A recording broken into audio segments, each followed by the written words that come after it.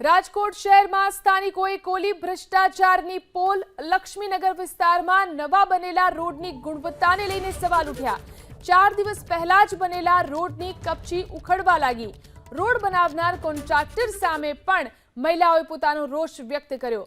Road બનાવનાર contractor સામે કાર્યવાહીની માંગ પણ ઉઠી।